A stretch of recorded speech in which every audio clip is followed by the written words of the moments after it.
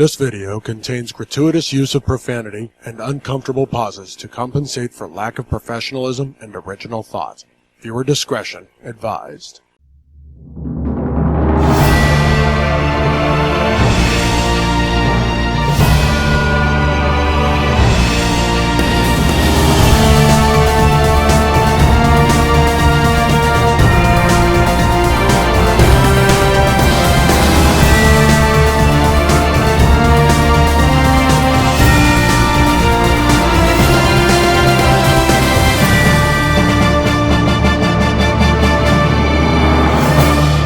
We're coming to you live from the Paul Levesque era of pro wrestling. That's right, people, pro wrestling. We bring you the Nerdy Manroom show with your host, Hassel and Monster. And Monster, I am pumped this week. We got the semifinals and the finals of our Mega Madness. And we're going to talk about the state of professional wrestling, which got my gold, got the old winged eagle, got my Cody Rhodes sporting. You know, because sometimes you have that adrenaline in your soul. Something Cody Rhodes. I don't know the rest of the words, but you get the vibe for it. You get the feel of it. Yeah, that song is only good for like the first two verses, and then the whole third verse is just them screaming the words, and you can't understand anything they say. I'm just saying, people. The champ. I have one of those. I'm so looking forward to that belt returning. What did you think of the? I know we'll talk on wrestling a little later, but just a quick aside. What did you think of the new tag titles? The world tag titles. I'm not a fan usually of just a fully round plate and every plate being fully round. That kind of turns me off a little bit, but the design and shape of them, like I hated those clashing heads that they had on those that look like pennies. Yes, but I would say that the pennies and quarters. The new ones stand out, like the ornate design inside of it and the gold on them just really make them pop a lot. So even though they're round, I was like, they really actually do look good. I mean, I don't know that I'd go buy one, especially at full price, but if I saw one, I'd probably pick one up. But I liked them. I think that if they'd have done something slightly different than just that round design, the question would be, what does the SmackDown titles look like when they give the new SmackDown title? Are they just going to make them look like the big W's, like all the other titles that they did for years? God. Because if you notice this one, the ornate design and the WW in the center looks very similar to what they put on that big gold hybrid belt that they gave Seth and everybody else who's got it right now. But so it looks similar to those. So I'm wondering what they're going to do on Friday night with the SmackDown belts. That'll be interesting to see. I actually the belts, other than the roundness, it reminded me of the NWA US title a little bit. You know, because I had the red lettering and all that. Yeah, that part looked really good to me. I wish the shape was a little different. I don't mind a round belt if the side plates were then squared afterward or something, just to make it look like it's building up to a wider screenshot and then narrowing down. But the fully round, I was happy to see plates. The more tapered strap on the end. It's not that just strap they've had on for the last 10 years or so. But yeah, because I did like it when they did the round belt that was the right after the winged eagle. It was the winged eagle that was in a round shape. That one actually the big eagle too. Yeah, that's how you got the winged eagle, then the big eagle, and then travesties after that. But yeah, I have both of those at home. Which I don't know. I kind of like the Universal title. Not Universal, the first undisputed title. It wasn't bad looking. I mean, you held up your belt, but some of us are undeniable and undisputed because we've got a lot more of them. You do. I have the two, and I kind of had to stop there. The wife, she gives me looks when I pulled this one off the wall for the show. She was like, "You are not." I said, "I am." I would not have as many as I did if I didn't see them in person and get a discount and a deal on them where they weren't full price, because there's no way I'd pay for all those full priced. Sooner or later, I will have a big gold, and I will have an old school Intercontinental. She just don't know it yet. I know where you can get a big gold one right now that's got the Ric Flair bag and the Ric Flair nameplate and stuff on it. But it's costly. Yeah, that's the thing about it, is finding one that's in a reasonable round. There's actually a King Coley. He does a big Instagram, and he's got a YouTube channel as well. He does a lot of belts, and he was hyping up some seller the other day for about $350. You can get a pretty nice big gold from them. Yeah, and I don't think the most expensive one I've paid for is probably like $275 for one of them, which is still a lot considering they've been used. But I think I paid $275 for the Blue Universal title, but it was brand spanking new. It had never been out of the bag before. But I mean, somebody owned it, but it was never even out of the bag. So it was like, okay, I'll pay that for it. Because it was so stiff, I couldn't even bend the leather on it. Yeah, I can't say that about this Winged Eagle here. It costs a lot. My Winged Eagle is I got for a good deal, but it's been used too. So, but it had no wear and tear. The only one I've got that's really got wear and tear on is that spinner belt. And honestly, the only reason I have that spinner belt is because it's the first one I bought, because it was like $120. I was like, I can't beat that for it. I'll buy that. They should have gave you $120 and said, take the belt. You know, it's not that bad looking up close. It's just I don't like how you can't really lock the spinner piece. It's I was in a mortal feud with John Cena at that time. I can accept John Cena today. At that time, I couldn't accept John Cena. But I think that transcended over to the belt, maybe. Well, while we're talking about belts, why don't we just get straight into our March Madness finals? Madness. And I know we're into April, but let's be honest, so does the NCAA March Madness. The Final Four go into April. But, we were out of pocket, and if you can hear, my voice is not 100%. So besides traveling, I was also recovering, so we couldn't finish it up the week we were trying to. So let's go ahead and finish that off now, because we had two semifinal fights and then the finals to go. So I think on the semifinals, and I got to look here just because I don't have it wrote down in front of me, I think it was Spider-Man. Spider-Man, He-Man, and Doom and Zarthos. Yes. So let's talk about who won those. And we'll kind of go through this quickly because I think we'll spend more of our time on wrestling because there's been a ton of stuff going on. A great deal go on. In the first battle with He-Man and Spider-Man, at 67%, Spidey pulls it out. I was kind of surprised. I'm not going to lie. I was like, okay. And from my perspective, I loved it. I'm a huge Spider-Man nerd, but he pulled it out. So I don't know if maybe he somehow got the sword away and held aloft his magic sword or what, but he pulled out the dub. I would be fine with either one of them winning just because they are iconic characters from that timeline and from our childhood and stuff. But I would have rather seen He-Man, but I am perfectly fine with Spider-Man too. I'm not, that's kind of like who wins between He-Man and Superman? Do you really lose? No matter who wins, do you really lose? Yeah, the fans win. That's really all it was. So in the other battle of villain versus villain, Doom and Zarthos at 57%. Zarthos won. Doom's love had finally run out on him. And that's so odd to me that Zarthos went that far. Because honestly, I'm not saying he's not a known character, but he is not a. If you're not a Ghost Rider fan. Yeah, it's not like he's an A-list villain who pops up all the time. At best. And honestly, he spent so long being an anti-hero versus even a villain that it was like. He had a mediocre run in the 70s into the early 80s. He disappeared into the Soul Gym for X amount of time. Was resurrected in the 90s during Howard Mackey's legendary run. And that was a great story. But after issue 50 or so, he's gone. He's gone again. And then, when Johnny Blaze became Ghost Rider this last go around, they finally acknowledged that he's bonded back with Zarthos. But even then, he's Mephisto's tool or God's tool or however you want to put it.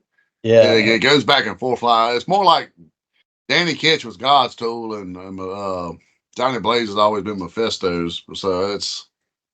Which, speaking of, a very quick aside, I know you saw it because I sent it to you, but your opinion on that Danny Ketch bike and figure that Marvel Legends is doing. Okay, I know the figure is basically the retro figure with minor retooling in the torso, and I'm fine with that. I mean, it's got very minor retooling. Yeah, what did you really need to change for Ghost Rider? Exactly. I mean, he's a bag of bones with flame in different outfits. But that bike is so badass, and they actually got a medallion of power on that motherfucker. I seen it on the gas tank. I was like, finally.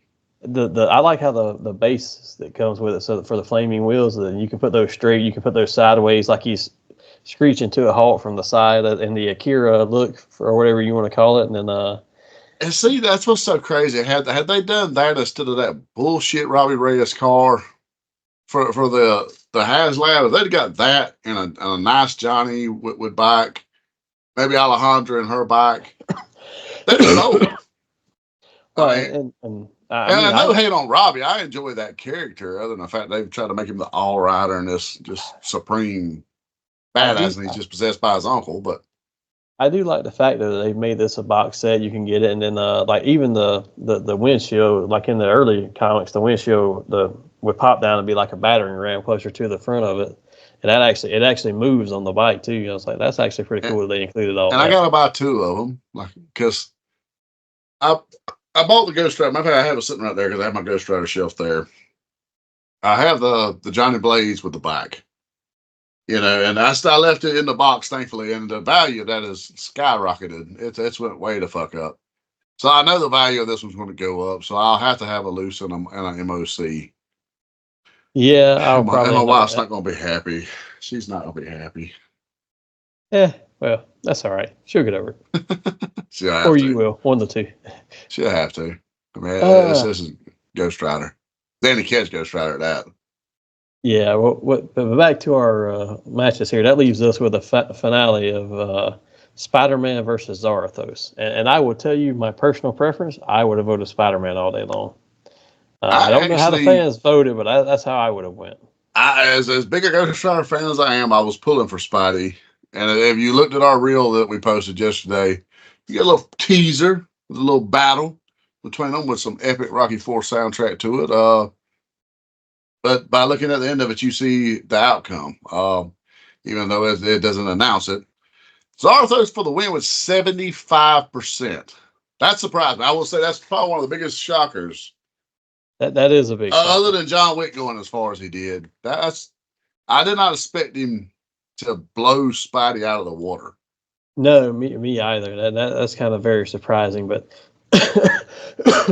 since you brought this up, we're going to have to hash this out on air too. But your whole post of Rocky IV soundtrack is the greatest soundtrack ever. There's another soundtrack that has a touch to it. It's got a touch. I think Transformers takes that one because while Rocky was good, there's only like 2 or 3 songs and then his theme that stand out. That whole Transformers soundtrack was short of maybe Weird Al song. That whole soundtrack was on fire. Instruments of Destruction is pretty badass, no lie.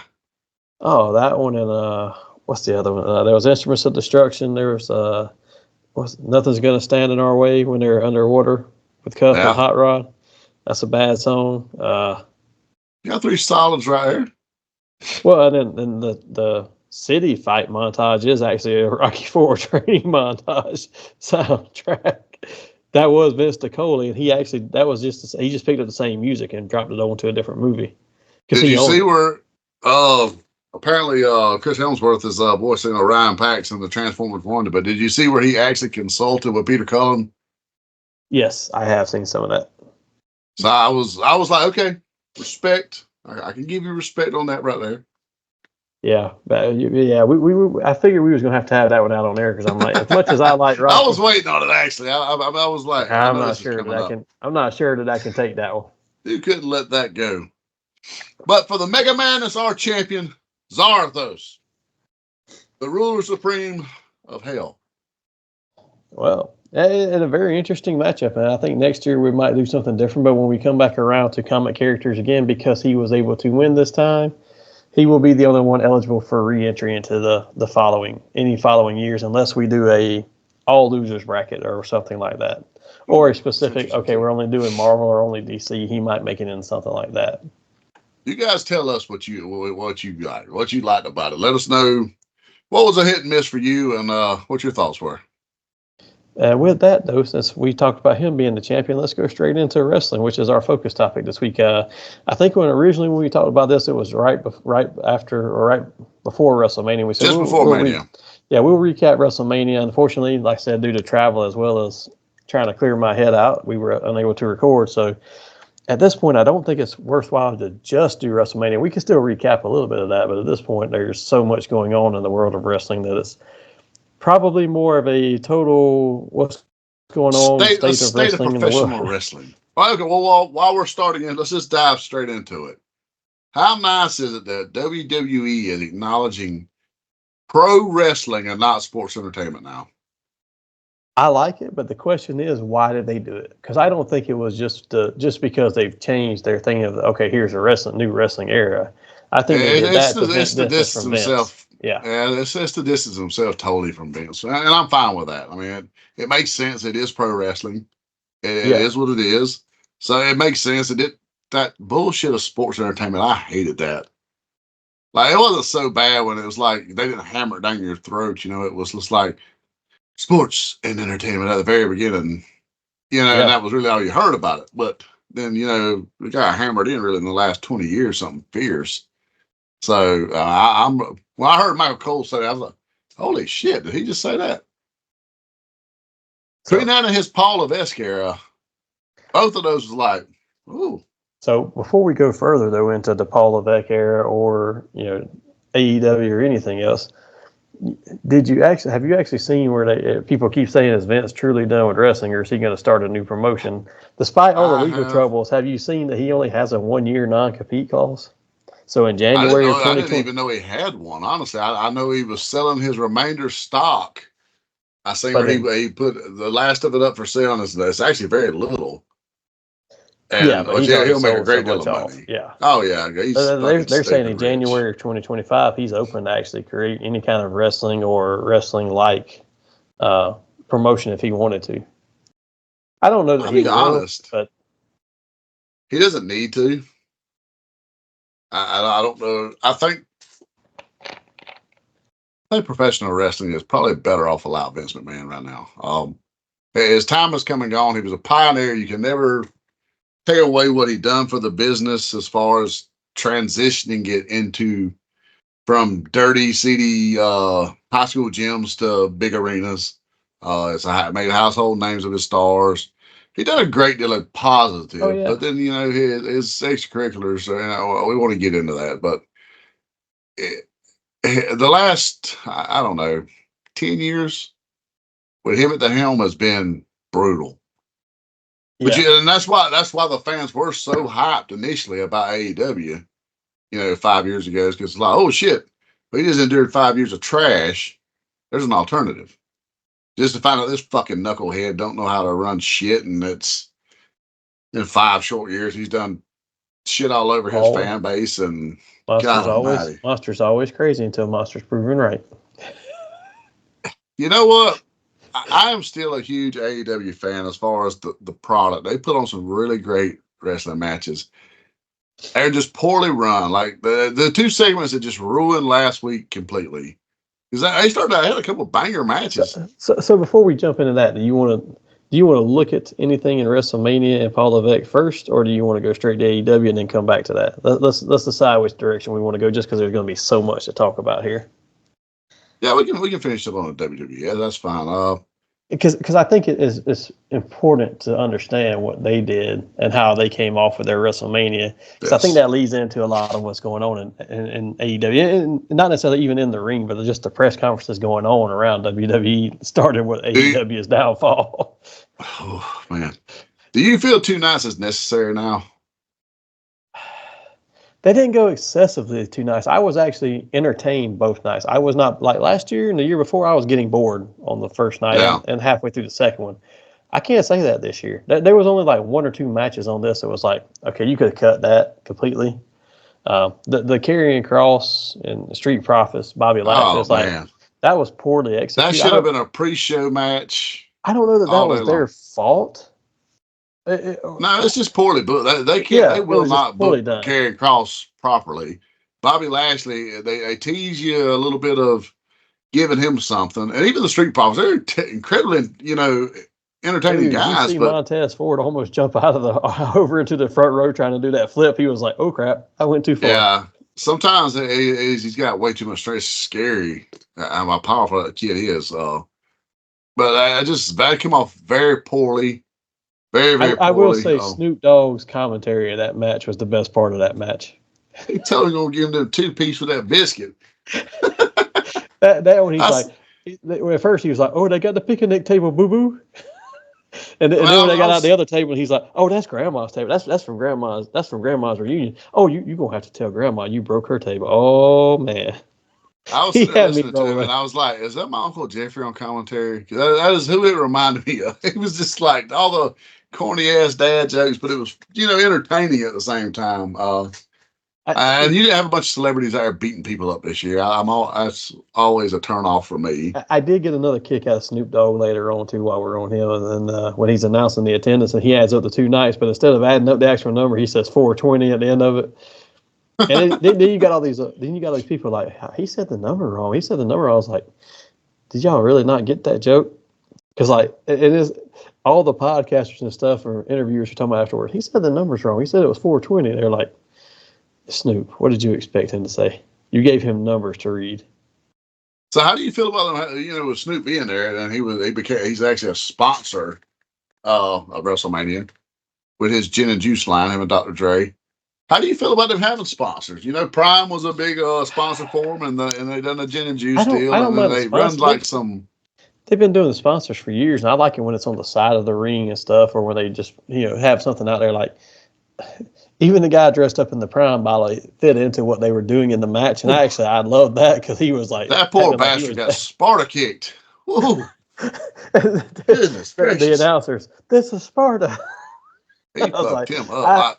I felt bad for that dude. They did, and then they did it, and I was like, ha. But I don't mind the sponsors. I don't like stuff being printed on the ring mat other than WWE, but I do. But the Prime one wasn't really super egregious because it's kind of just an outline of the bottle. Yeah. But I'm still not a huge fan of that. The ring posts don't bother me too bad. It's like, they got the LED boards that run the that the don't perimeter. bother me. And when that lit up and it was like you had like a fucking ad. It was almost like billboards. To me it was tacky at that point. I didn't mind those. I minded those less than I do printing it onto the actual ring apron, the ring mat. I mean. I guess I felt like I had the Slim Jim vibes with that one there. So it didn't bother me too bad. Oh, that's old school with WCW because Eric would give him the entire canvas. He didn't give a shit. No, he was just trying to make money. Watching 2 nights over there, it wasn't bad. It wasn't boring. That one match with the 6-man tag match, and I will say the 6 women tag match was like, it wasn't terrible, but it was also like I could care less to see this. Those felt more like a Raw or SmackDown main event, not a WrestleMania match. Those were basically your filler matches for both nights. Now I will also say that it felt kind of, other than Damian Priest, I was like, why is every Latino who works for this company in one match? That was kind of like, ooh, that was not good. That was not a good look on that one. And it's not that I even so much mind bisexual Taker winning the belt. I felt like Drew's heat level right now, it would have been smarter to keep the belt on him for a little until Punk come back. I disagree because I felt like because he got screwed out of it, now he's got another reason to fight Punk. And like him and Punk are both not really, and he's not a face, but he's not a full heel, and Punk's not a full face either. So it's kind of like, I screwed you out of it. Now they could keep the storyline going. So I kind of like that. I don't know. It was kind of nice for him to have his moments, because he got fucked over a few years ago when he won the title twice, but both times during pandemic. So he actually got his moment with but it was like done. I don't know. I didn't mind it as much. I actually enjoyed that one, and I don't mind him having a belt and keeping Judgment Day going because Judgment Day is actually entertaining for the most part. Now I will say that R-Truth is the most entertaining member of Judgment Day because even when they kick him out, he comes back out there. Yeah. Yeah, it was nice to see R-Truth get his moment in the sun in the latter matches. But that match, I enjoyed it more than I thought it would. Like, literally, I was going into it, I was like, man, this is going to be a stinker. Yeah, I actually enjoyed the match. It ended up being pretty damn entertaining. But I don't know, Sammy and Gunther was a little, That was all right. I actually enjoyed that match.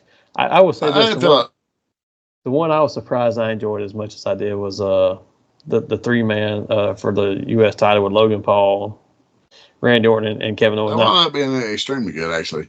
The match was better than I thought it'd be. Now, as far as outside the ring stuff, like their whole thing the last few weeks has been funny, where Kevin and Randy actually like each other, but they can't stand Logan. And Kevin Owens' shirt had me rolling when it's like, got the picture of Randy, and once I was like, he's cool. And it's got a picture of Logan Paul, the worst. And it's got a picture of that's me. I was like, that's awesome. I've been tempted the last 2 years to buy a Kevin Owens shirt at WrestleMania time because they do always look pretty cool. He's got a nice shirt every year. And him driving the golf cart down, at first I was like, what is this about? But then when he backed up and picked up Randy. Picks Randy up, hey, get on. That was actually pretty funny. I will give him that. And actually, I didn't really care for him splitting the tag titles again, but I will say that I actually did like how R-Truth and Miz have got theirs for Raw, but I actually like putting it on Waller and Theory because as much as those two are like extreme heat magnets, I like both of them for that point. You know what? They grow me as a pair. I hate them both individually, and not like they got good hate. I hate these motherfuckers. They do such a fantastic job of being. But together, they actually got that. I don't know. It's so over the top. The two of them, they almost like two negatives coming together, making a positive. And they have some stuff like last week when they're like, "We're not coming to your city to defend our belts because we just don't like you. You guys are nasty." So I was like, "That's actually funny." I'm so hoping we get those old school WWE tag titles back. They're like, the ones like, the Bulldogs and the Hart Foundation, Demolition everybody had. Those were such nice looking belts.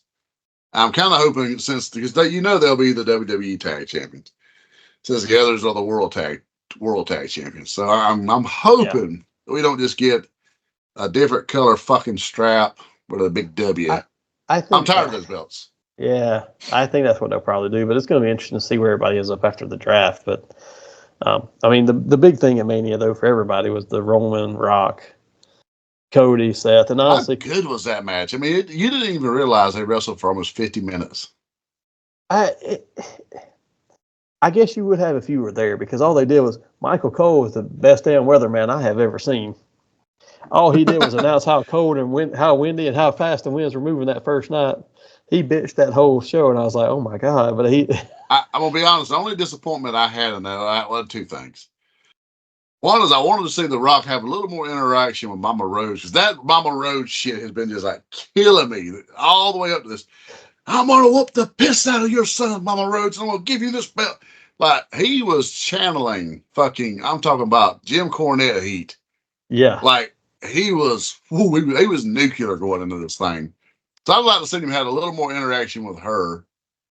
And the other only disappointment was not to. Well, I'll wait to get into that in a minute. But in that match there, and they've done it well. I mean, The Rock got the win for the Bloodline to set up the shenanigans for the next night. But then it also sets them up for SummerSlam or WrestleMania this next year, how far they want to extend it. I mean, sets him up to have another shot with Cody, and then he can blame Roman if he loses that because he can blame Roman for losing this first time around, and you got more members to the Bloodline showing up, so you can split them down the middle and do different teams against each other. Roman comes back a face. There's no way around it. After what happened on Friday, so we can get into that in a minute, but. After what happened Friday, I feel there's no way around it. He comes back a face. So let's talk about night 2 of that match because the only other match I will say on night 1 that I really wanted to see was Rhea and Becky, but all they did was complain about how sick Becky was the whole time. I was like, if you were that sick, change the match. And how terrible is it? Rhea gets her moment. She's a year as champion. You defend successfully at Mania just to get fucking hurt by some fucking idiot the week after. I mean, God almighty. Well, from what I read, she actually hurt herself at Mania, and it's just that was the storyline they used to continue that forward. I thought I heard she was actually hurt at Mania, and they were just trying to figure out how bad it really was, which is why she was wrestling it afterwards.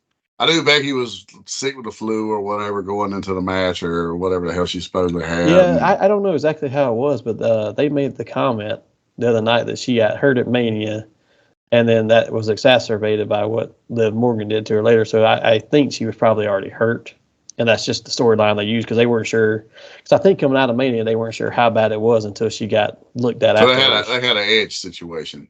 Yeah, kind of. Other than the fact it's not going to be, obviously that detrimental, but that's something. I thought Liv just botched a move and fucked her up. I'm not sure. That's what I heard, but I'm not 100% certain. So don't quote me on that. I just remember hearing that the other night. Don't quote me, boy, because he ain't said shit. Well, let's jump to night 2 then, because the big match in night 2, because we've talked a little bit about everything else, but the big thing in night 2 was really just Cody and Roman. And Cody had to win it to move forward. Oh, and absolutely. They got it, but I will say that there's a couple of things that I was disappointed with in that match, because for one, I would have liked to have seen Cody lose just to be an asshole. God almighty, son. But my biggest complaint with the night 2 is all the interference was cool because they did it in such a way that it worked, and I was fine with that. Seth's interference just seemed kind of like completely lackluster, like they just lost what they were doing with him. Yeah. Well, did he legit hurt his knee during injure his knee during the match, or is that? I don't know. This is how they're going to write him off for? Because I know him and Becky both are taking time off. Right. I don't know, but I will say that my biggest complaint with night 2 was that Brandy Rhodes had to show up out there.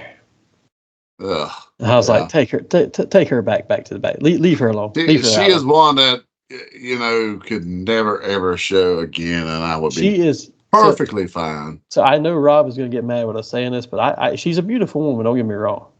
I just don't like her as a personality, or probably in person either. But she just, I don't know, something about her just grates my nerves. Where it's like, just go away and don't talk to me. She's off-putting personality-wise. Like, yes. We're not a married man. I'd breed her, but I mean, she's just, her personality comes off like literally.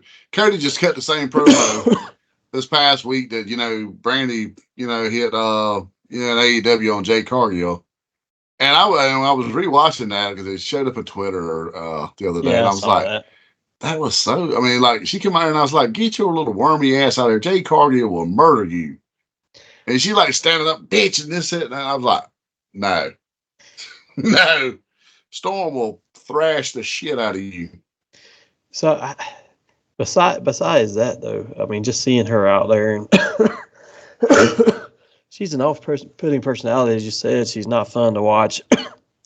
I was like, just stay in the back. But at the same time, let's talk about Cody for a minute, because he's won that title. It's like he won that title. He's been a face for 2 years now. Won that title as a babyface. Cut one babyface promo after winning that title. Is it just me, or has the 2 promos he's cut since that? Because he went Monday, Friday, Monday. The 2 he's done since that feel like he is like trying to transition into a heel. And I'm like, that's way too soon. I don't know about that. I don't think he's trying to do that. I mean, because he gets that Ricky Morton sympathy in the ring. Kind of, but I think it's too much. I think this promo after promo is too much.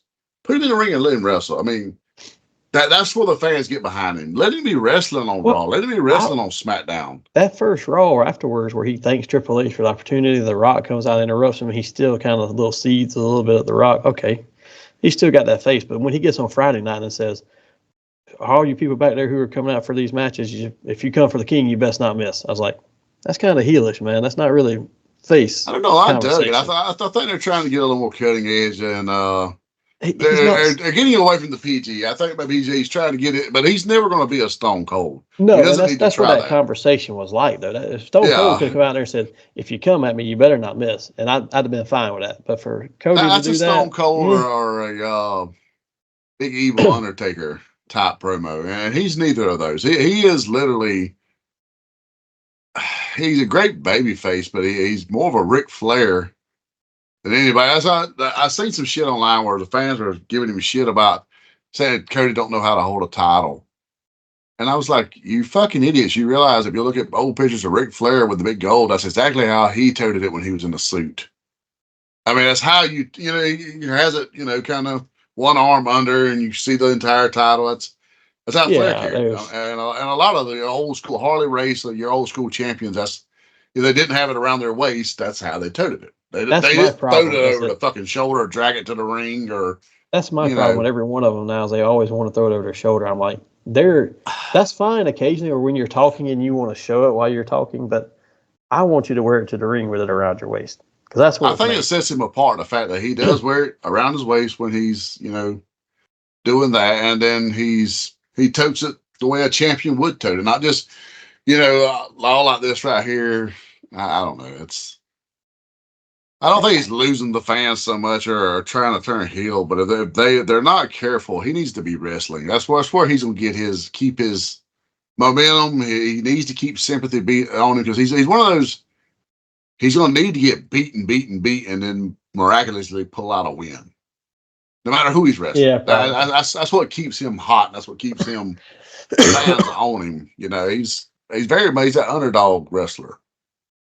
Yeah, and I think that's fair for that. But you know, while we're talking about him, somebody who's probably going to challenge him at some point because they're building it up right now for him to face Drew, but that's CM Punk. And we talked about this a little bit where he screwed Drew out of the title. He's continuing to do that, you know, or screw him out of the shots for the title. And you know, let's talk about him and not so much even in the ring, but that interview he did with Ariel Helwani, and if I could say his name right, Jesus, that's a mouthful when you're sick.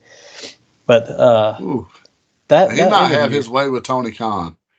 He did, but let's be honest about it. You know, I'm not a Punk fan. I'm one of those who have sat back and said 9 out of 10 times he believes his own hype. He thinks that highly of himself. You know, we've talked about how he's a cancer to the locker room, as some people see him. But in that interview, I will say that in that interview, while he never,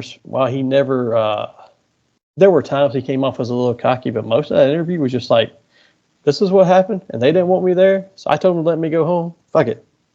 And I was like, you know what? I think he's on his best behavior now. I literally think he knows this is his last stop. If this doesn't work this go around with WWE, he has nowhere else to go. No one else is going to fuck with him.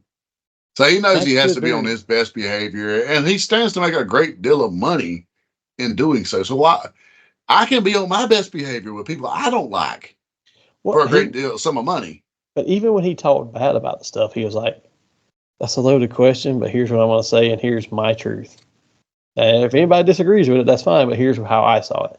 And I actually respect that a little bit more than most of what he says most of the time. But the reason I bring up that interview is because that started before WrestleMania, and it went for 2 weeks of backlash from AEW that was backlash against them and not him because they fucked that up so bad. That backfired tremendously. It started with the Ospreay fucking promo. Oh, no, it goes back further than that. Go to the Edge promo, that Dynamite before, where he's talking about how great a place, speech, how great a place is this to work? Because we all get to work with our friends. That's what Punk just says. You all are there to work with your friends, not actually run a business. You just confirmed his point. Yeah. Well you know what? I can actually commend Edge for doing what he tried to do. I mean, he's doing what the bosses tell him to do. And from what I understand, Ospreay's, even his jabs at Triple H were directly from Tony Khan. It's been said that supposedly the Bucks didn't even want to do what they did, but Tony Khan kind of so let's pressed it. Let's break them all down. Let's start with Edge. And to me, Edge, he went out there to do what he could for the company, but by the end of that, he talked in so many circles to talk it up. It felt like he was trying to convince himself. Because I don't watch AEW, but I watch that. He was like, and this place is a great place to work, I think. Maybe. Do you guys agree? That's kind of how it came off by the end of it. You know he's thinking right now, okay, I'm making stupid money, and I'm getting to wrestle weekly on television, which is what I want to do. WWE wasn't giving me the offer. But I'm wrestling also in front of 7,500 fans. Dude, if it's even that. Well, I'm being nice. I mean, let's just be nice. I saw somebody. We're going to bash him enough in the next 10 to 20 minutes. So. In that very quickly, I will share that in that one where somebody was talking about that Edge promo, it was like, that's exact same arena. They went back like 3 years, and every time the AEW went there, it was like 6,000-ish people, 61, 6,200. WWE was 6,000, 61, 60 to 6,700, depending on when they got there. And then that one night where Edge had to cut that promo talking about how great the company was, there was less than 3,000 people in the same building. Yeah, it was a pretty empty stadium. It's just sad but the shit like this is what's killing their own fan base. Because I am a fan of AEW, but like literally, we're recording on Wednesday night. Typically, I don't even stand to miss a chance to miss AEW. But tonight, if we go over and I don't catch AEW, I'm not studying it. I'm fine because it got to the point where it's like, who even cares now? Half your stars don't show up, and I'm not saying they're not pulling WCW shit by not showing up. Let me rephrase that. No, they don't book their stars. They don't book their stars. Like Miro, when's the last time that son of a bitch wrestled? You got this guy to a healthy contract. He doesn't show up. You paid a shit ton of money for Lana. She doesn't fucking show up. There, Hangman Page, he's on there about once every month. I mean, it's like literally you see the same old tired wrestlers over and over, and it's not even the ones the fans want. It's like what they paid for Okada and Ospreay, and then both of them have wrote into their contract. They only have to work like once a month, and then they get to go home for 3 weeks a month. Yeah. I was like, so when Triple H made that comment, and just to jump to Ospreay for him, when he made that comment on that press conference after the first night of Mania, he's like, we want the young guys who want to come in here and grind, and then when you got past that, you've earned your right not to work as much. It's like, if they don't want to be there, this is not the place for them. Then you should want to do the grind. I mean, he had a very valid point. And early in your career, you should. Well, and I'm not saying that they're these rookies, because they've done a tremendous amount. Both of them have done a tremendous amount in Japan. Yeah. So they're not young boys by no means. But at the same time, you haven't cut your teeth on the U.S. market, either one of you. Yeah. Other than minimal exposure with AEW to less than 1 million fans, or even if you do all in, a little bit over 1 million fans. Okay. So you should want to have that grind for a year or two at least to prove Absolutely. Your worth. In 2 years, the company's going to know what you're worth. I mean, that's why literally what Triple H told WCW, a year from now, you'll know what I'm worth, or I'll move on. No harm, no foul. So, and Ospreay didn't want to cut that, but that was an extremely petty and childish promo. So I heard what you heard too, that he didn't want to do it, but then once they told him he had to, they're like, but you have to come up with everything you say. So he's the one who came up with everything he said. I was like, if that was me and I was told I have to do it, but I can say what I want to, I might not have pushed that button that hard. No, because I promise you, Triple H is going to remember that in 2 years when his contract, or 3 years, however long, I'm not sure how long he's locked in. It's probably a 2 to 3 year deal. But in 2 to 3 years, Triple H, you think he's not going to remember that? Hey, remember this smart ass shit you said on it? Yeah, we'll hire you. I need a job, boy. Yeah, then I'm going to bury you. I mean, that was, you can look at Renee until she was trying to make faces like, oh man, I can't believe you said that. But at the same time, you could tell. No one looked worse than poor Tony Schiavone during that video. Oh my God. I felt so bad for Schiavone. It's like he had like PTSD of WCW all over again. So you can just seem like. Before we jump on him, did you see though? Let's go back to that first week when Edge did that speech, and then they did some wrestling that wasn't one of the best nights that they've had by any means. It was okay, but it wasn't great. And then at the very end of the show, they had Dax come out after the cameras were off and cut another rah-rah speech, and everybody's like, okay, we just heard this already from somebody who's an actual bigger star. Yeah, they did one on Collision, and they were taking some jabs at, if we were in WWE still, we'd be shaving each other's backs or something. I was like, and I forgot all about that. Like, literally, I had to look it up to see. That was a thing. They brought stuff up about themselves. It's like, why would you bring up something that was unflattering to you? But now let's go to the week where they had the whole the Ospreay interview. And we've talked about it a little bit, but his. Well, they were already getting backlash before they ever even aired it. Because like literally, even Dave Meltzer was asking them, and he answered the question to Meltzer because Meltzer was like, "Why would you do this now? 2 months ago would have been the time to do this. 2-3 months ago. How many? Or hell, was it 8 months ago? Yeah. Yeah, I'm sorry, 8 months ago. And Tony Khan's like, well, we pride ourselves on if we tell our fans we're going to do something, we're going to deliver. And our EVPs told them we're going to do this. And I'm like, you told the EVPs to tell them that, which comes off, it doesn't even come off as good heat for them. It looks stupid. No. And they were very selective in what they said because I'm sure they had to be selective. One for, India. I don't know how they even aired that with India because they signed NDAs. So I'm really not even sure how they got away legally with. Really? So there was NDA signed for the first fight. What was it? The Brawl In? This was the Brawl Out. So there was actually no NDA signed because Punk left immediately after it happened. So no one signed anything unless Jack Perry signed something, which I don't think he did because he's using it to promote himself. Hey, if I was fucking Punk, I would fucking show up on WWE TV with their fucking title because he still has it. That one he sprayed the X on. I would show up on that motherfucker and be like, please fucking do something. You're not going to be their lawyers. Here's the dumb thing. They go on there and they say, we're going to show this video. First of all, this video shows everything that Punk said in the interview of how everything happened, exactly how it happened. There was no... That's true. You can literally see the little Punk walk over there, and they both kind of get a little Which Punk ain't backing off either. They're both mutually coming at one another, but they're like two little bitches. And then Punk does exactly what he said he did. He put him in a headlock, and Samoa Joe's like, let him go, and he let him go. I thought I did the responsible thing. I just choked him a little bit. He definitely did that. I was thinking, well, when he said that in the video, or the audio, or the interview, I thought he maybe just put him in a little headlock, like, hey, bitch, chill out. No, he actually choked this motherfucker, like, he put the old Undertaker on this motherfucker. But, first of all, that made... So if Jack Perry had been the one who beat up Punk, then you have argument say, oh, look, our smallest guy beat up one of your number one stars. Yeah. No, their number one star beat up your guy, so look, it made your people look bad. And then the whole thing about Japan trying to do shit right now, like Cry Me a River, and I'm like, you just look stupid on your company's television. And the whole thing about, they knocked over all these production lights, and I was scared for my life. None of that happened in that video. The only thing in that video happened is he pointed at him and yelled at him. He didn't even lunge. He just pointed and yelled. I'm like, dude, that made you. He was probably tired at that point. Like, literally, he's probably thinking, get me the fuck out of here. That's what he was saying in that interview. That's the whole reason Joe got a title push right there was, like, please don't leave me too. Here, I'll give you the belt. You're going to drop it to Swerve Strickland in a few weeks, but I'll give you the belt. But Tony's saying, well, he lunged at me and he knocked these lights over. I was scared for my life. All he got was a, hey, you, pointed at you, and that's it. And I was like, and what he says he screamed at was, fuck you, I quit. Okay.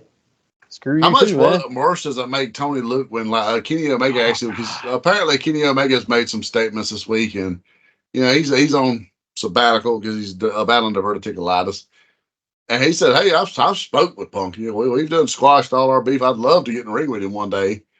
Where do you think they're gonna get in the ring together at? Not in AEW. Nope. And so he said, I would love to get in the ring with him. And he said, as far as the other, he said, I was really just trying to keep the peace between everyone, create a calm environment for his dog, and at some point that become achievable. He said, but maybe that's why I don't need to be an EVP. He said, because I kind of believe that sometimes guys just need to throw hands. He said, I know we're in a modern society where that's not the answer to everything anymore. He said, but I'm a little old school, so sometimes the guys just need to throw hands with one another and then shake their hands and go on about their business afterwards. And I was look at how many. I can respect him for that. Look at how many of them in WWE hated each other behind the scenes. Let's just go Shawn and Brett. Fights, arguments. But at the end of the day, they go work together. And now they squash all that and respect each other after the fact. They did work together, but it ended shitty. But like Booker T and Batista, Jericho, Goldberg. I mean, there's been some notable backstage brawls, and they still worked with one another and moved on about their day. But nobody said I was scared for my life. Oh. Shawn did. He said, hostile workplace environment, but hey, kind of shit draws lawsuits. But that whole thing with Tony was like, it made them look so bad to even air that. Then it's like, and they've continued to be like, oh, that was nothing. He tried to stand up for it again today. I seen something today where he was just like standing his ground with it. Because even Meltzer usually sucks his dick. But even Meltzer's like, he said, that didn't come off like he thought it would. It looked bad and hokey. And he's like, well, I stand by what we did. We did what we did. And it made an increase in viewership. Bitch, you drew 800 fans. 800,000 fans watched your program. If that's an increase of 16%, you're in fucking trouble.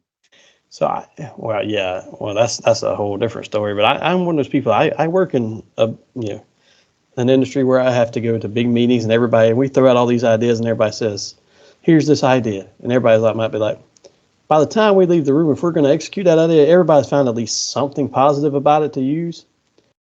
Everybody who's talked about this, no one has found a positive about this, yet you still did it.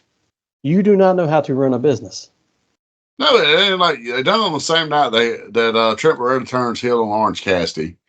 So it overshadowed that in a negative way, not in a good way. Like it ain't like, a big return that like, shit. Yeah. And that's all everybody's buzzing about. It was a negative impact and overshadowing. So when you had that huge heel turn after 3 years of booking these guys up as best friends, no one gave a shit because all they're talking about is how bad did poor Tony Schiavone look? Or Taz even. You can see Taz over there just kind of like, I mean, he wasn't as bad as Tony. I thought Tony needed to be on suicide watch for a little while. He looked terrible. Bad.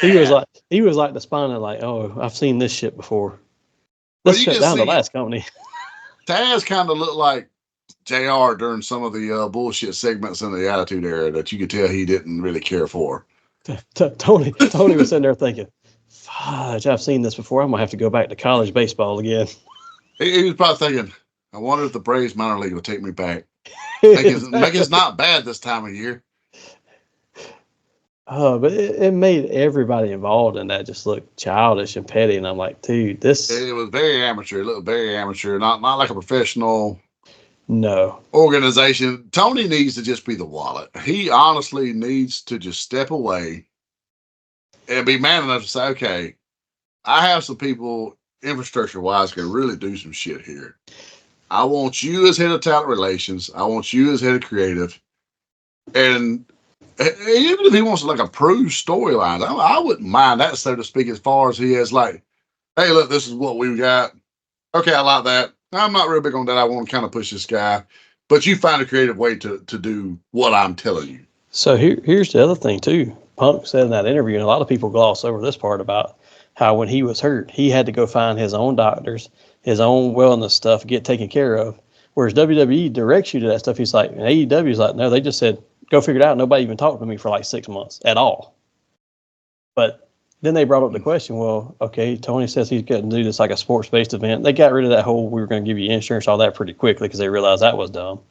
Yeah, then, he's backtracking now saying that, well, if you get hurt at an AEW event, because he's had a few that's got hurt at indie events because they're like idiots. They allow all their talent to just go wrestle wherever the fuck they want to when they're not on TV, which is why they make commitments and they can't fucking show up to AEW tapings a lot of time, like Moxley.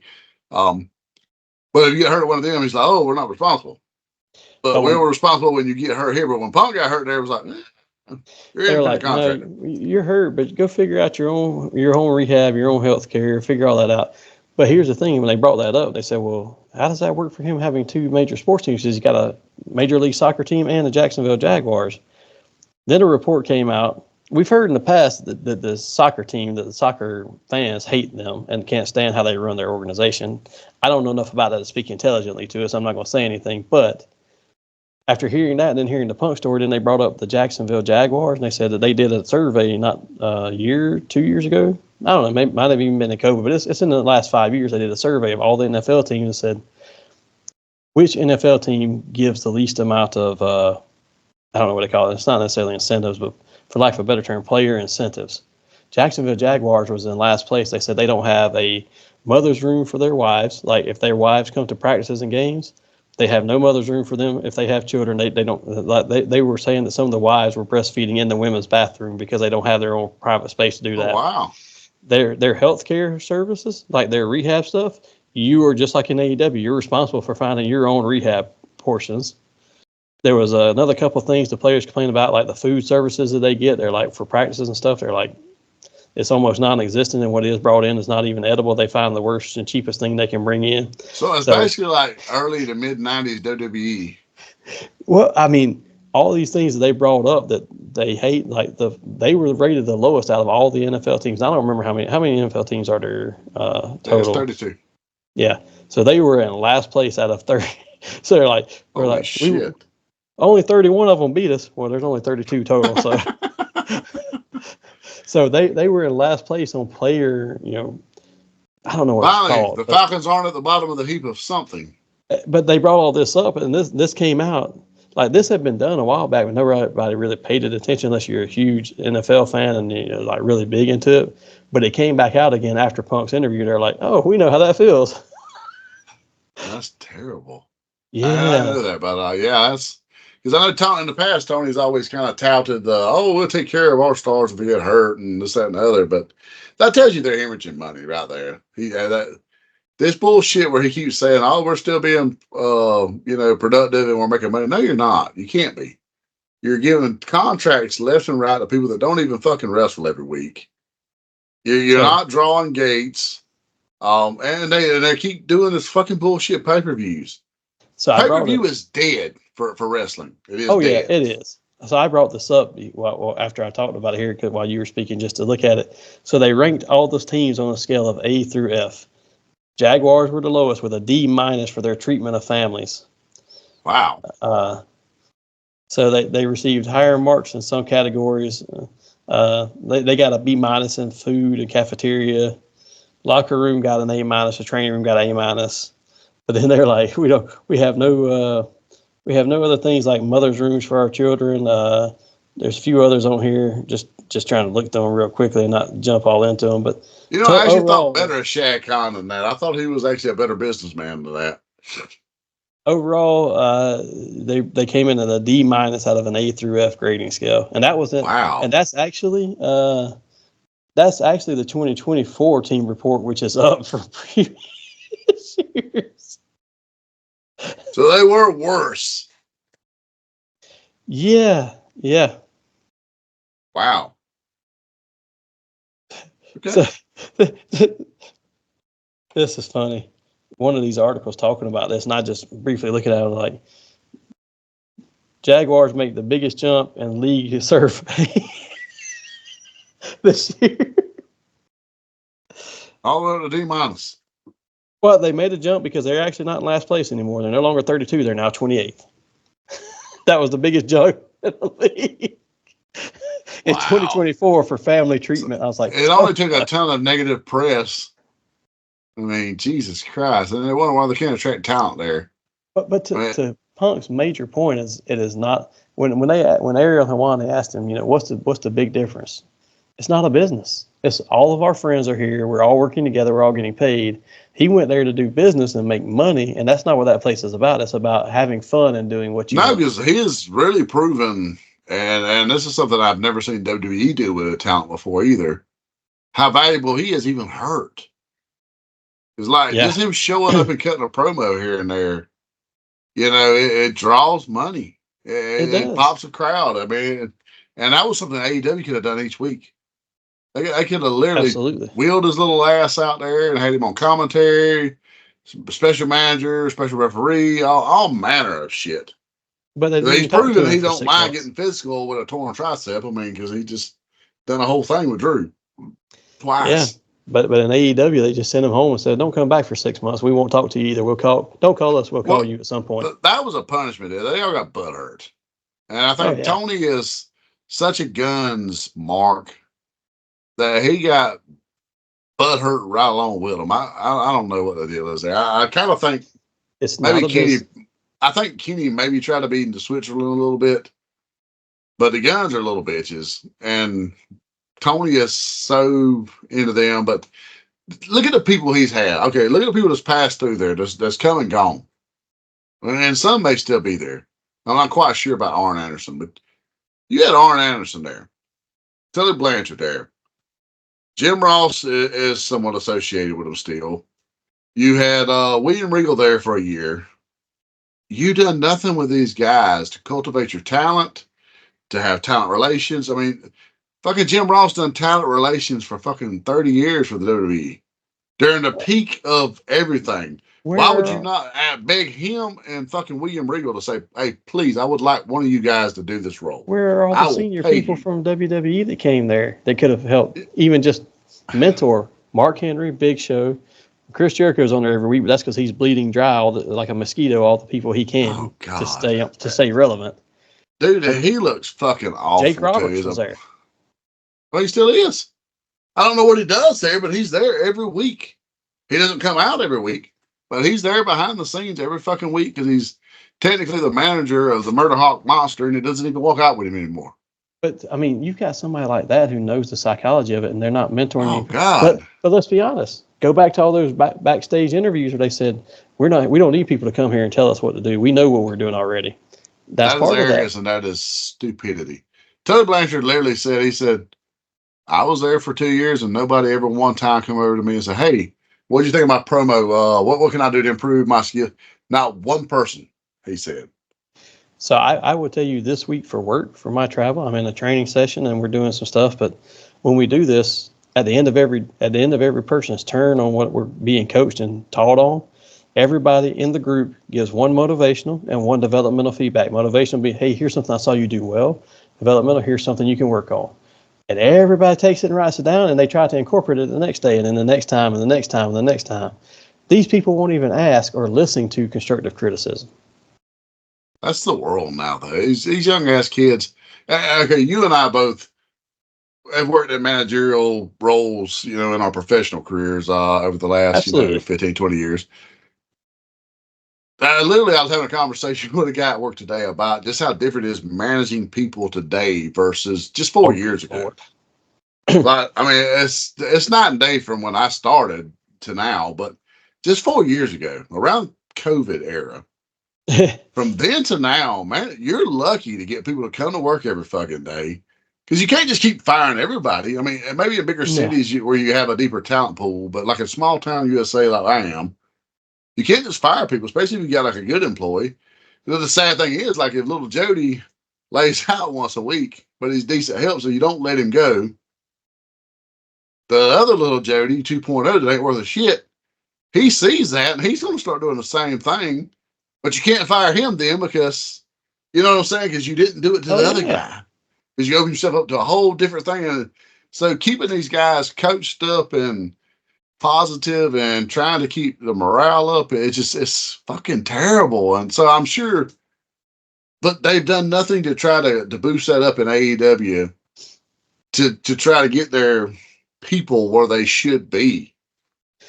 No, and it's starting to show more and more. They're losing their fan base that they had built up. They're not gaining anymore. They haven't been forever gaining, but they're losing the people that were there. And even their staunchest allies, Dave Meltzer, is like, I don't know how much longer I can keep. Even Meltzer at this point is like, and you watch, I almost expect that cocksucker to pull a 180. Now that WWE is doing professional wrestling again, I look for him to start giving WWE all these 5-star matches and sucking their dick versus AEW, because he's seeing the fans are, and I'm sure those loyal AEW fans are the ones still buying his fucking rag ass dirt sheet and keeping him rich and things of this nature. But even those people, he better start sucking the NXT people's dick, because, dude, I've never really asked you this. You know how I feel about AEW, but how do you feel about NXT? I mean, it's not something I want to watch every week, but man, the stuff that they are doing with them to get them ready to get on TV. Let's just, and I know she didn't go to NXT, but let's use Jade Cargill for an example. She wasn't taught anything in AEW. WWE saw that as soon as she got there. They're like, ooh, you are much more green than we thought, but you have a great look, a great personality. So what they have done is said, okay, we can't keep you off TV for what we paid for you, and we need you on there. So she's in all these tag team matches with Bianca, or she's got a short squash match. They're using her very sparingly and smartly. 3 to 5 moves of doom, and then she pins people and she moves on. Okay. Same thing in NXT. They bring in these people who don't know how to work TV. I'm sorry, Will Ospreay would have been NXT, because while he's a great wrestler in Japan style, he doesn't know anything about American TV and how to get over with American crowds. The first matches he did in the US for AEW did nothing. Now, his latest ones have started picking him up some. I'll give him that. But the ones he had before that, nobody cared. And you even have to admit that, because you couldn't stand him until probably the last couple of matches he's had. Yeah, his last couple matches have got better. But initially, I was like, what the fuck is the hype over this dude? Because I don't see it. He has to have the right dance partner even now. Yeah. It's not just anybody. WWE would say, get in NXT, learn our system, learn how we do TV, learn how to do this. You might not be perfect by the time we bring you up, but when you come up to the main roster, you'll be able to have a match with anybody, and then we can start getting you over. That's the benefit I see for NXT, whereas AEW is like, hey, this person wrestled in Japan for 2 years, or this person's never wrestled a day in their life. Both of you guys get in here and we'll make stars out of it. The problem with AEW is they expect you to know these guys that no one knows. I will give NXT credit for that. They go in depth to introduce you to these characters.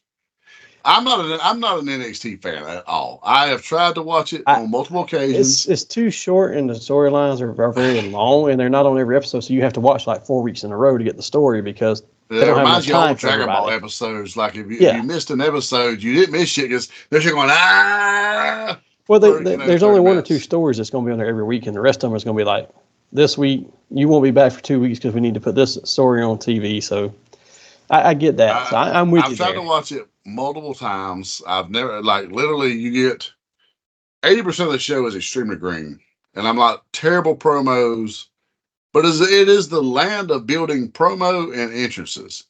They wrap this whole show around this talent in small venues, typically over and over, to build a fan base of around these people. They cultivate this. They do these elaborate entrances like Nakamura, and you get shit like you get with Seth Rollins because it's over and over, and that's their guy, and this, that, and the other. So when they hit the main roster, they're still not ready. A lot of times, they're just a fucking entrance. That's really all they're there, an entrance. They get a pop, and then they're fucking dead in the water after that. But you got 1 or 2 talent that's actually talented there. Typically, like Braun Breaker, he was head and shoulders above everyone else, and this kid's only been in the wrestling business for 2 years. Yeah, but that's kind of fair. He's legacy. But yeah, he's got natural charisma. He's going to do great things. It was sad to see he signed with SmackDown. He's just now finally going to SmackDown. Literally, that was the dumbest shit ever. It was like, you sign this kid to SmackDown, and then he wrestles on NXT every week. He never shows up for SmackDown. But you got talent like him, and then those legacy talent that go there, like Baron Corbin, or they have some random person like Ivar that shows up there and fucks their champions up.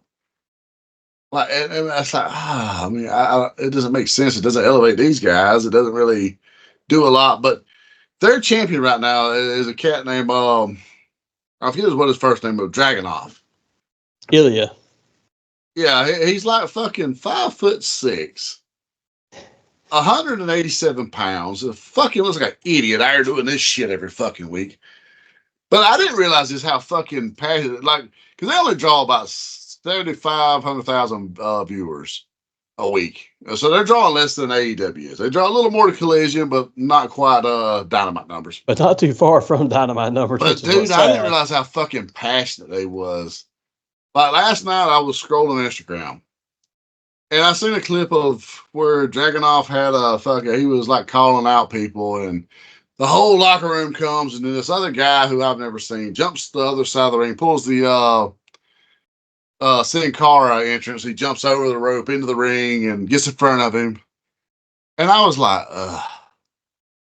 But Dragunov beats him with like the weakest finisher I've ever fucking seen. It's like a spinning elbow. It's not even a Judas Effect elbow. Like it kind of looks a little okay. Yeah. It calls a torpedo or some shit.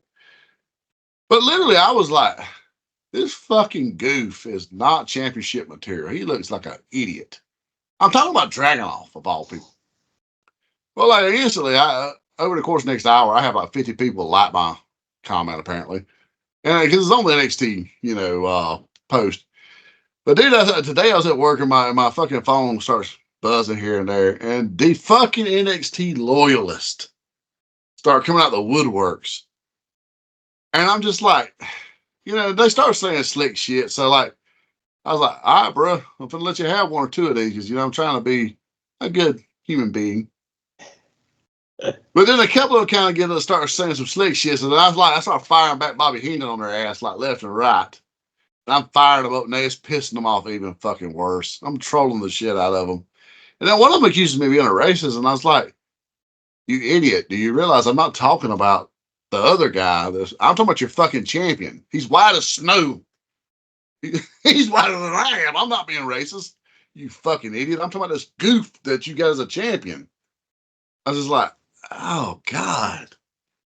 But I literally did realize today just how fucking loyal their fan base is. It's worse than AEW, I think.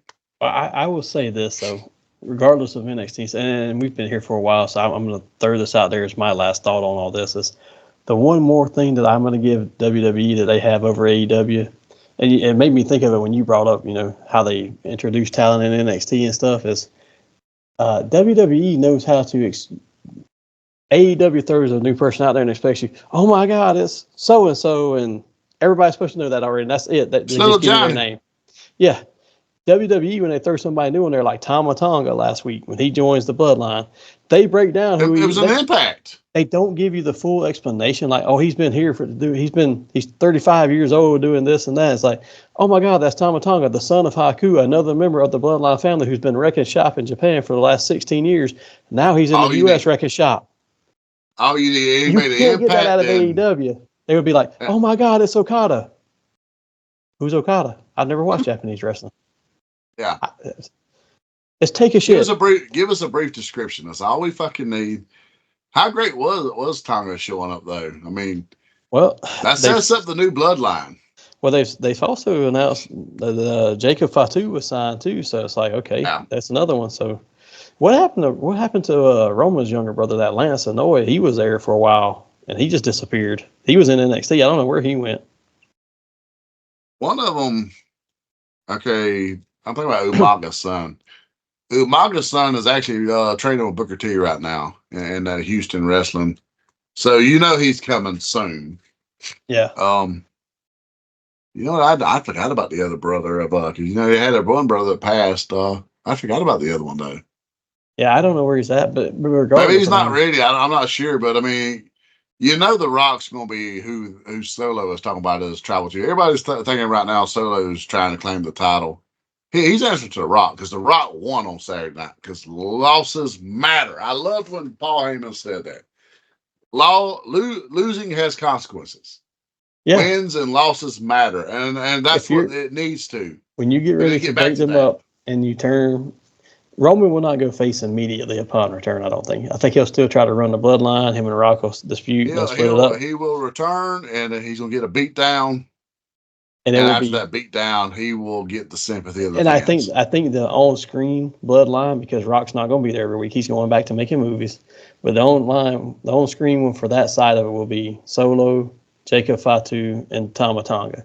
And then you will have the Usos get back together and get with Roman. They're physical enough to actually, they're imposing. Even though they've jobbed Solo out for the last 6 months, which makes no sense.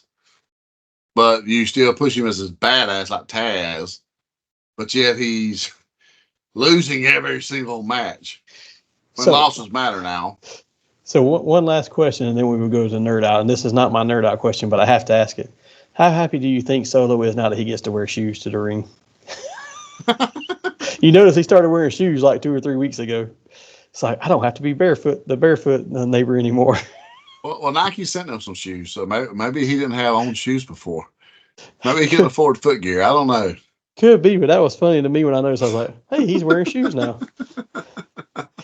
But with that, we have been here for a while, so let's get to Nerd Out. For anybody who hasn't been here before, this is part of the show. We ask random questions about the topics we discussed for today, and we don't really give each other prep time. It's just off-the-cuff questions and answers. And if you want to expand upon our answers or share your answers in the comments, we would love to hear both of those, so feel free to do that. But with that, Hassel, I'm going to start us off on this one just because I don't remember who went first last time, but I have one very pertinent to the conversation we've been having. My question, and this is kind of a loaded question, but 10 years from now, I'm going to give them 10 years, just to say 10 years. Do you think AEW is still a factor in this wrestling outlook? Do you think they're still around in 10 years? 10 years from now, AEW will not be in existence as we know it today. The only way it would be in existence 10 years from now is if one, Tony Khan takes a backseat and just becomes the wallet. Or two, Vince McMahon does buy AEW, and that's his new promotion. That would be interesting. Bruce would come over there quickly because Bruce is a bitch. So the two of them is going to be there. Which there's a lot of tribal knowledge that come with those guys. This is true. There's a whole new crop of ladies that shit on their back too. So I don't know. I have to say I don't think that they even exist in 10 years unless the only way they stay 10 years from now is if Tony either stops trying to do everything himself or he learns how to take constructive criticism and change his ways when they aren't working. Because I think that's his biggest thing is the stuff doesn't work. And some people won't tell him it doesn't. And some people are. And the ones who He will not listen to the ones who tell him it does not work. But do they even have a TV deal after November? Not unless they get renewals, right? And yeah, I know they were still up in the air with TBS and TNT, and then they were talking about putting Ring of Honor on CW. But now NXT is going to CW because there's a big stink about, the fact that after Ring of Honor had set up a deal with, CW, they done NXT. And he's like, well, if you got them, you're not going to have us. I don't think they ever signed anything for Ring of Honor. They signed for NWA. And they kicked NWA. Yeah, because they have an NWA reality TV show, and they kicked NWA's wrestling shows to the curb. But there was 2 points to that. I know whichever wrestling probably had initially signed with them was like, they drew a line on the sand. Like, well, if you're getting them, you're going to have us. And they was, okay, you can dip. It was NWA because Billy Corgan's the one who drew the line. But the NWA power. Yes, and the NWA deal fell apart for 2 reasons. One, NXT was a hotter property because who watches NWA? Who even gets it? And 2, it was NWA announced that they had that deal in the works, and then it was like a week or 2 weeks later they did that whole cocaine spot, and everybody's like, "Oh fuck no, we're out." They're like, "No, we don't need that. That's almost as bad as pooping on people. We're out. We're done." Yeah. Yeah, because that poor girl's love letters have done service now, so it's like you kind of wonder how much of that shit's gonna get tossed out. So Vince may be in the AEW market. Because I heard something too. It was just a month ago too. So somebody was suing Billy Corgan with NWA and how he was leaving there or whatever. But a whole different topic. I didn't really get into it, but that was my question for this week. And I honestly don't think that Tony's going to ever change from thinking that he has the only right ideas and the best ideas. And then, he's got his yes people. I think he has more yes people than Vince ever had, because the stuff that he does that people say, oh, that's great. And then everybody behind him is like, oh, shit, man, we need to get out of here. You know what? As difficult as Vince was, at one point, Vince would listen to people. Yes. There was a point in time when Vince listened to Pat Patterson. He listened to Bruce. He listened to Briscoe, JR. Yeah.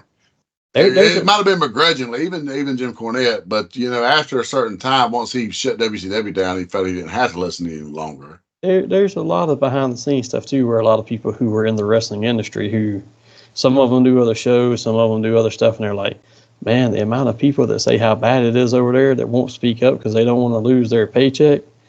But they say it's bad over there, and they're like, well, we're just biding our time until we can get out of here. It's free money. It's like WCW in 2000. Yeah. But with that, what's your question this week, sir? So I don't really have so much a question per se.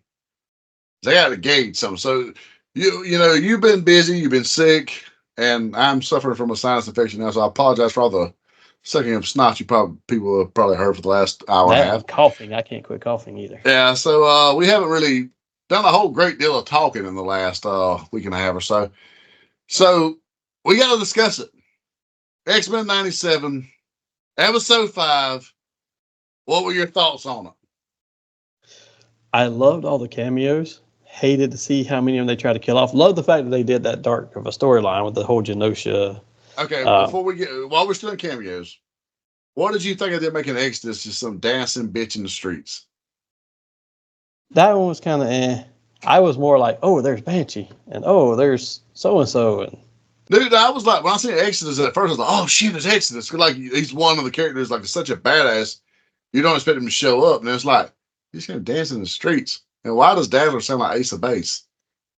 I didn't have a problem with that. I wanted her to sing the sign. That's all I know. I will tell you, too, that the X-Men 97 comic is supposed to bridge the gap between ending of the original show and the start of the new one is actually coming out now. And the first issue actually had Dazzler in it and showed some pretty cool stuff and explained why Bishop is still stuck back in time, because they never really explained that. It looks as if he's coming back with the mulleted Bishop is coming back. Because, he goes to the future with Cable. But, I mean, I haven't got to watch this week's episode, so I can't spoil it. I haven't. I did watch the intro to it, and then I was like, I got to get a shower. During the intro, it does show mullet-headed Bishop. Because, like, it's got where it's like towards the tail end of the intro, it'll show a scene here or there. There's always one that shows him with the mullet falling through time. No, this is a different one. Okay. This week there's one of him. I couldn't make out who was to the left of him, but it looked very much like Ultimate Wolverine to the right of him. You know, where he has that black suit with the yellow tiger stripes. It looked very much like that to the right of him. But it is definitely Mullet in his new animation. We'll see. But I will say that besides the cameos, the other big thing is the multiple. I mean, it was a massacre, but there was multiple deaths, and a couple of them were unexpected. Like, and I'm not sure that they're going to fully have, because they never really showed Magneto was dead. They just showed a big explosion there. He might probably still be alive, I'm assuming. Before we get into the big one, how touching was it? Like, dude, you can't say you didn't get a little weepy when, like, Alicia's like, no, Magneto will protect us. He made me a promise. And I was like, damn, little buddy, why'd you do that? Well, I'm wondering why in the world. My biggest question on that one, I got thrown off on that one because I kept getting distracted by the fact that why is Magneto's powers working when he's holding that kid? Because that kid shuts off your powers. Yeah. That bothered me for whatever reason. But I will say that they made Gambit. They've done a very good job of the show altogether. Gambit got his flowers, brother. They showed everybody being badass on the team at some point. Like that first episode where Cyclops is jumping out of the plane and beaming down to the ground, or when he's fighting the people and just sliding around on the floor and kicking the shit out of folks. I was like, that's badass. But then this one had Gambit's biggest moment to me. Like it's just his fighting and they showed off his agility, his ability to do stuff. But man, the death scene for him, and for anybody who hasn't seen it, you're out of luck by now because this is already spoilery. It's been a week. But man, when he got stabbed and impaled, and then I was like, oh, he's going to charge that up. But the words he used for him, when he said the name is Gambit, remember, and I go back to the original series, and he did that one. Yeah. Some of the first episodes, he did that when they fought the Nasty Boys. I was like, oh. Well, you had that whole scene there. You thought maybe he's just really finna fuck the Sentinel up. Or, you know, the big insect tri-sentinel deal from E for Extinction. You thought, oh, maybe he's finna do it. And then it's like, whoop, surprise, motherfucker, we got it. But then he still has this moment like, name's Gambit. Remember, I was like, like, I watched it twice last week. Last Wednesday, I watched it twice. Because there's so many cameos, it's like, you feel you miss things. And I feel it's one of those episodes like where maybe you can watch it multiple times and pick up something else each time. And I get that Sentinel was that powerful and was wiping out stuff and all. When that was just a nation, that bothered me a little bit in this episode, because when that was just a nation of mutants, and most of them were like, we're fairly new mutants, we don't really have offensive powers to fight this thing. You had some of the most offensive powered people there. Banshee gets Sebastian destroyed. Shaw get killed because he took an energy blast. He literally absorbs energy blast and turns it back into redirect energy and power. But you had him get taken out. You had Banshee, who has actually destroyed a Master Mold and was one of the reasons he lost his powers for a while, because he blew the head off a Master Mold in early issues and wore out his vocal cords. And then you have Gambit, who I've never understood when they're fighting the Sentinels, and maybe this is just because I'm trying to put too much logic into it. He can control how much of a time delay he has on his energy causing the explosion in something. Why not just zip by on that motorcycle, touch it, charge it up, zip right on out on that thing, and just let it blow the hell up? I'm like, what the fuck? Yeah, that was a little something. And was that the Iceman they had working the ice cream stand? I don't remember seeing him. I remember seeing Archangel, and I'm like, well, where did he go? Did he get killed off? He was in the. It wasn't Archangel with the wings. I thought it was too. Though we watched it the second time. He's in there. He's in there when you see Exodus dancing. He's off in the background dancing. He flies by in like the background. Okay. But he's in there. Well, there's this one scene with like an ice cream cart, and there's a guy who's got an ice cream suit and all this shit. Yeah, I don't know. But like he touches the thing, and then like an ice cream forms, and I'm like. I remember that the guy you're talking about, the wings, had wings look more like a Bloodhawk from X-Men 2099, where they look more like demon wings. But Archangel was there too, and I saw Boom Boom, and I'm like, this bitch creates time bombs. She ain't helping. But how teary-eyed did you get during it? I mean, come on, brother. The first time I watched it, because I watched it a couple of times, at least that scene of the Genosha fight, I was like, man, what's going on here? And I'm curious as to who Cable was talking about, because he didn't say he's coming like the Sentinel. He said he's coming. So who is coming? Because it wasn't a girl. It wasn't a. So okay, what's the deal with the Sentinel there? Who is behind that? or that was what, a pretty touching moment with him and Madeline. But yeah, it was touching the first time. The second time I was trying to see what else was going on. That's when I saw Archangels that second time. There was another scene in the animation for the intro today where it shows, that one scene from the old cartoon where he's battling Apocalypse in like the tunnel of the pyramid. It shows that, but it's new animation for that. It's not just, a cut. Like those older scenes, they were showing just a cut. Yeah. So in this here, it is a current animation style of that same fight. Because, Apocalypse has the shield arm. So I'm sure you know which one I'm talking about just by that. But so I don't know where they're going with that. But that was a pretty touching scene between them the first time. I will say that Gene has some fucking nerve to get pissed at Cyclops for talking to his baby mama psychically when she was just kissing Wolverine. Well, see, we don't even know which one's actually married to him. Which one was it and then they got married? That's my question. If that was his wife, then screw you, Gene. You were in the wrong on that. We don't know which one he really married. Now I can get her point of being this. It's a copy of me, so you married a Xerox copy of me. But at the same time, how would he have even known that? I got a feeling because, Sinister captured them right after the wedding. Yeah. Well, when they right after the wedding, they was on like a picnic or something, and Sinister gets them. The first wedding, because they never got married the first time because he was impersonating, or Morph was impersonating the priest. Remember, they got married a second time in season 4. That was actually for the legit wedding. So it's possible that he did marry Madeline. I didn't think about that. I was thinking that was after the wedding for some reason. Because the first wedding wasn't an actual one because Morph was the priest. The second wedding was in season 4, and she gets kidnapped along with all the psychics and taken into the time stream for that Beyond Good and Evil. Yeah, okay. So I don't know. It's an interesting question, but I'm sure we will learn more about it in the days to come because we still have 5 more episodes to go. But with that, we need to finish this episode out, Hassel. So this brings us to a close. But before we leave, Hassel, tell everybody where they can find us at. You can find us on Instagram at the Nerdy Manroom Show, where we'll be sure to offend you on there. You can find us on, if you're an NXT fan anyways. We're on Facebook via Hassel Hutchinson, the Nerdy Manroom Show. We're on Twitter, NerdyRX. Twitter, Nerdy MR Show. We're on TikTok at the.Nerdy Manroom Show. And also, don't forget you can check us out on Geek Network and our new team that we've joined forces with, Metal Ninja Studios. And on Roku TV at Spotlight Media. I almost said Streamlight Media. I don't know where I got that one from. But you can check us out on there. And while you're checking us out, don't forget to go check out our extended Nerdy Manroom family member, Big Rob. You can find him on his channel of Big Rob's House of Entertainment and No Chinese Food. And Rob, I apologize for the last Hassel's review. I did not give you a shout out, and I apologize. See. It's all on Hassel. I got the tunnel vision of the zone, and I got out of there, and I was like, shit, I give Rob a shout out. But go check out Big Rob for his toy unboxings, his toy hunts, as well as his movie reviews. And then once you're done with all that, go check out our sponsors. We want to give a big thank you to These Own Collectibles. You can find them on the internet at theseowncollectibles@gmail.com and on Facebook at These Own Collectibles, or in their store at 305 Main Street, Tifton, Georgia.